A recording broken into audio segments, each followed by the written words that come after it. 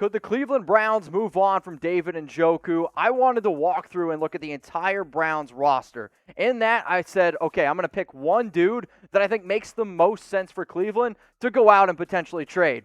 This one was pretty damn simple because I'll say I've been covering the NFL here at Chat Sports for almost 3 years.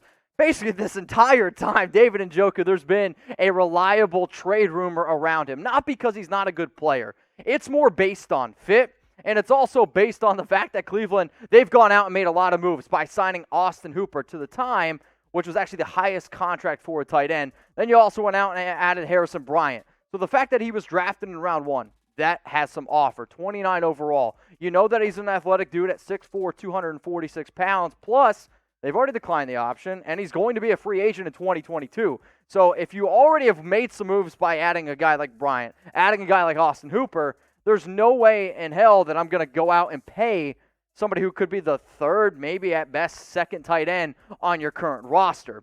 But there's also going to be a lot of teams out there like, you know what? I know he's got the talent. We could definitely use the tight end. And if you have a young quarterback, because let's face it, there's a lot of young quarterbacks in the NFL right now. I am always a believer that a good tight end is kind of like that safety blanket. I never had a blankie growing up, but I'll tell you what, sometimes it feels nice to be cuddled up underneath one. So should the Browns go out and trade for David Njoku, I want you to type T for trade or type P for pass. If they don't end up getting a deal done here, I can understand that because David Njoku this year is owed, I believe, $6 million. I don't believe too many people are going to go out and pay $6 million for a tight end. Now, if you believe that you are a win-now situation in terms of a Super Bowl, then potentially you go out and do it. But hey, let me know. T for trade or P for pass. This is what Njoku has done throughout his entire career as a rookie. 32 catches, 386 yards, 4 touchdowns. 2018 was the year where I'm like, okay, it always takes a tight end. Normally that first year, they don't get it all together. They're learning blocking schemes. They're learning a lot of different things. And then that second year, you really saw a lot of his talent, which again, the 56 grabs, 639 yards, 4 touchdowns. 2019 happened, battle and injury, limited playing time.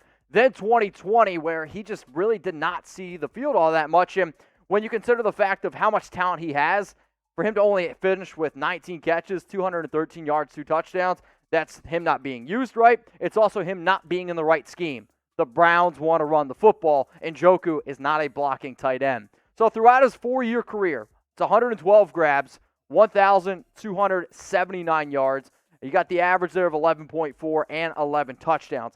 I'm not 100% sure which team is going to be able to make a move for him or if any teams go ahead and do it. However, I tried to find the top 5 teams that I personally believe need a tight end the absolute most. The Buffalo Bills. This is a win-now football team, and if they believe that, a guy like Knox isn't enough, then potentially you go out and make this move. The Jacksonville Jaguars. I know they have Tim Tebow. He's not a tight end. The Tennessee Titans, you could throw them in there as well. They made a big-time move for Julio Jones, but they lost Jonnu Smith and Anthony Ferguson. Come on. Washington football team, another team that could definitely use a tight end. And the Carolina Panthers, I would love to see Njoku with Matt Rule and his offensive mind. So what is Njoku worth in a trade? Is he worth a day 1 pick? No, it's pretty simple. Is he worth a day 2 pick? Probably not even that. If I'm running an NFL organization and I see somebody who's been able to fall down the depth chart as much as he has, I'm not giving up a 2nd, 3rd, or 4th round pick. I understand he was a former a former 1st round pick, 29 overall. He's probably going to be worth a day 3 pick. But hey, go ahead down in the comment section. Let me know what you all believe David Njoku is worth in a trade.